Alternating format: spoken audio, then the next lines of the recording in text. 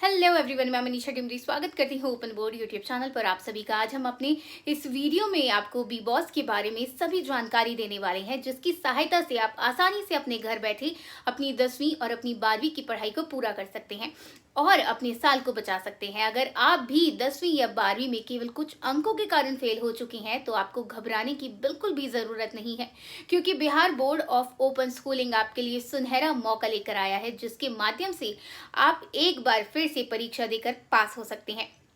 जहां आज हम आपको बताएंगे कि बी बॉस में एडमिशन कैसे लें और इसमें एडमिशन लेने हेतु जरूरी बातें क्या हैं जिन पर ध्यान देने की आवश्यकता है, ताकि आप बिना किसी चिंता के अपनी पढ़ाई पूरी कर सकें। तो आइए जानते हैं Bihar board of open schooling क्या है।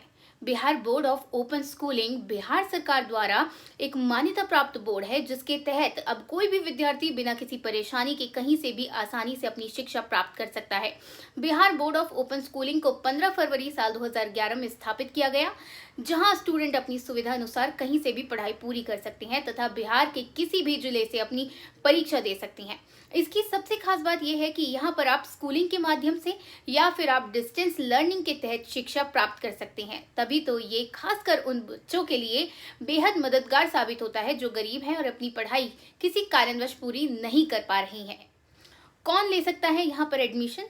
तो आपको बता दूं कि ये एक बिहार मुक्त विद्यालय है, जहां पर किसी भी तरह की कोई बाध्यता नहीं है। तात्पर्य ये है कि इसका लाभ कोई भी माध्यमिक तथा उच्च माध्यमिक का छात्र उठा सकता है।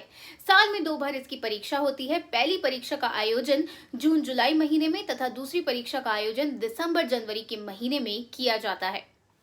इसकी मान्यता क्या है? इसकी मान्यता की अगर बात करें साथियों, तो जैसा कि आप जानते हैं किसी भी बोर्ड को सरकार द्वारा मान्यता प्राप्त होना अनिवार्य है। साथ ही साथ COBSE एवं AIU की मान्यता सूची में शामिल होना भी अनिवार्य होता है, तभी वो किसी मान्यता प्राप्त बोर्ड की श्रेणी में आता है।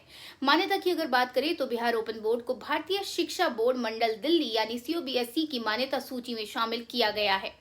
साथ ही साथ भारतीय विश्वविद्यालय संघ AIU ने 20 मार्च 2012 को अपनी मान्यता सूची में इसे शामिल किया। फिर चाहे UPSC हो, BPSC हो या किसी भी तरह का कोई कंपटीशन एग्जाम, हर जगह इसे वैलिड बताया गया है। यानी कि Bihar board of open schooling की डिग्री से आप किसी भी सरकारी, गैर सरकारी, निजी एवं तकनीकी संस्थान में जॉब ले सकते हैं या फिर किसी भी इंस्टीट्यूशन में अपना नामांकन करवा सकते हैं। इसलिए इसकी मान्यता को लेकर किसी भी तरह का कोई भ्रम ना पालें। एज लिमिट क्या है? Bihar board of open schooling में नामांकन हेतु माध्यमिक के लिए न्यूनतम उम्र सीमा 14 वर्ष तय की गई है तथा उच्च माध्यमिक के लिए न्यूनतम उम्र सीमा 16 वर्ष तय की गई है। साथ ही साथ यहाँ पर आपको एक महत्वपूर्ण बात बता दें कि अधिकतम आयु की यहाँ पर कोई सीमा तय नहीं की गई है, यानी कि आप किसी भी उम्र में अपनी पढ़ाई पूरी कर सकते हैं। स्टडी सेंटर और admission process. Bihar open board का स्टडी सेंटर बिहार के हर सरकारी स्कूल एवं सरकार द्वारा अधिकृत सभी स्कूलों में दिया गया है। यहाँ पर आप जाकर या बोर्ड की ऑफिशियल वेबसाइट पर जाकर अपना नामांकन करवा सकते हैं। बिहार ओपन बोर्ड में एडमिशन लेने के 2 तरीके हैं, डायरेक्ट एडमिशन और दूसरा transfer of credit. Direct admission के तहत ऐसे छात्र जिनकी पढ़ाई किसी कारणवश छूट गई है वह प्रत्यक्ष रूप से यहाँ पर एडमिशन ले सकते हैं। ट्रांसफर ऑफ क्रेडिट के तहत ऐसे छात्र जो किसी कारणवश किसी मान्यता प्राप्त बोर्ड में फेल हो गए हैं और कम से कम एक विषय में भी पास हैं, तो वो भी अपने अन्य विषयों में जिनमें वो फेल हैं, उनमें नंबर कम है, उनका चयन करके Bihar board of open schooling से शिक्षा ले सकते हैं।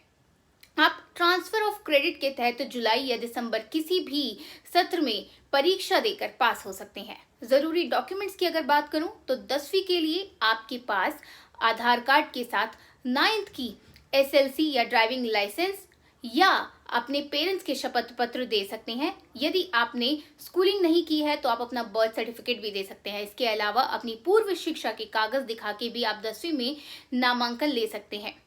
12वीं यानी उच्च माध्यमिक, इसके लिए आपके पास 10th की मार्कशीट की फोटोकॉपी और एडमिट कार्ड की फोटोकॉपी के साथ आधार कार्ड और आपकी एक फोटो होना जरूरी है। TOC के तहत नामांकन करने वाले लोगों के लिए जो 10वीं में फेल हो गए हैं उन्हें 10वीं की ओरिजिनल मार्कशीट देनी होगी। वहीं जो 12वीं में फेल हो गए हैं उन्हें 10वीं की मार्कशीट और 12वीं की फेल मार्कशीट की ओरिजिनल कॉपी बोर्ड को जमा करवानी होगी। अगर आप अन्य किसी राज्य से हैं तो आपको माइग्रेशन प्रमाण पत्र का फोटोकॉपी भी देना अनिवार्य है। अगर आपको किसी तरह की कोई जानकारी चाहिए या नामांकन से जुड़ी कुछ बातें जाननी है तो आप हमसे संपर्क कर सकते हैं। इसके अलावा बिहार के किसी भी स्टडी सेंटर का पता जानना है, आई कार्ड या मार्कशीट से संबंधित किसी भी प्रकार की असुविधा हो रही है तो उसके लिए भी आप हमसे संपर्क कर सकते हैं। हम आपको हर तरह की सहायता प्रदान कर सकते हैं जिसकी मदद से आप अच्छे मार्क्स लाएं और अपने भविष्य को बेहतर बनाएंगे। अगर आपके मन में किसी भी तरह का कोई सवाल है तो आप सीधे हमसे संपर्क कर सकते हैं और सवाल पूछ सकते हैं। नंबर हमारी टीम का आपको डिस्क्रिप्शन बॉक्स में मिल जाएगा।